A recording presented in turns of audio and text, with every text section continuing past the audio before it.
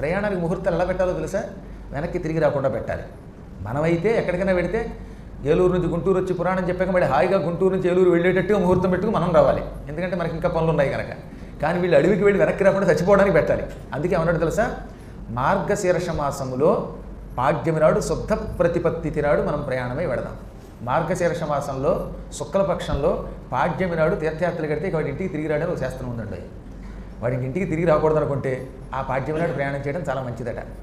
అందుకనే అలాంటప్పుడు ఒకవేళ తప్పనిసరి పరిస్థితుల్లో తీర్థయాత్రకు వెళ్ళాల్సి వస్తే ఆ రోజు ఒక ముడుపు కట్టి, లేదా నవగ్రహాలకు కొన్ని ప్రదక్షిణలు చేసి, లేదా ఎవరైనా ముత్తైదువుల్ని పిలిచి వాళ్ళని ఎదురు రమ్మని చెప్పి వెళ్ళాలి. అలా వెళ్ళకపోతే కనుక ఇంకా వాడు తిరిగి ఇంటికి రాడని పేరు.